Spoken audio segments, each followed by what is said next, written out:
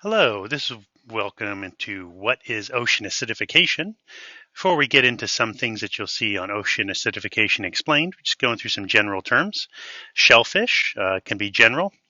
Animals with some exoskeleton, a shell we think of course, live in water. We have a variety of different kinds. All of these will be affected when we think of because they all have shells made of the same kind of stuff. One of the things we'll be looking into are oysters. So just to give you the concept of an oyster life cycle, you have the same idea of things being fertilized. They start to grow a shell. And so in this concept of starting to grow a shell and then things attaching to a shell, this is the seed that starts to grow, where it takes 2 to 3 years for oysters to grow. So during this delicate time frame is where things will be most delicate for any kind of oyster growing. So let's get to it, ocean acidification. Of course, we've been talking a lot about humans releasing CO2. The ocean absorbs approximately 25% of the CO2 we produce. We know we produce quite a bit, and so that's a lot that it's going to affect. In that response, the ocean chemistry changes. We'll talk in more detail when we talk about acids and bases of how much it changes.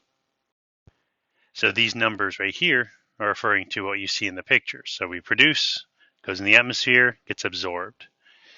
On the bottom part, carbonate, which you probably may not remember, is CO3 2 minus. So you can see how it's comprised of carbon, is used for shell building. It becomes less available due to the change in the chemistry.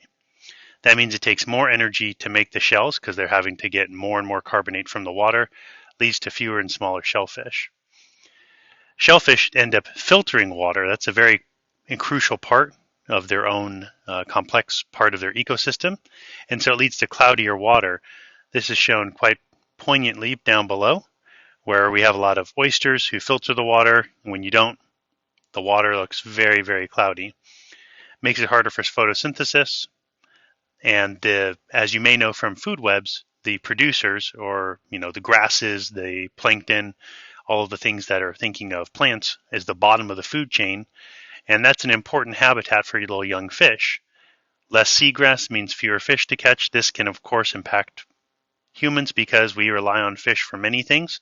As some of you pointed out in your human impacts, that us overfishing actually damages them quite as well. Well, ocean acidification is that change in ocean chemistry because of increasing, and that's the case, increasing amounts of anthropogenic, of course just being humans, carbon dioxide into the atmosphere. Coming from humans on their activities, that's what anthropogenic stands for. So in this idea of the carbon cycle, this is probably one that's very familiar from biology. Think about what this is showing and illustrating as you go throughout it. You're going to go through and look at how you can be answering these particular questions and thinking about, is humans breathing responsible for the rise or something more sinister?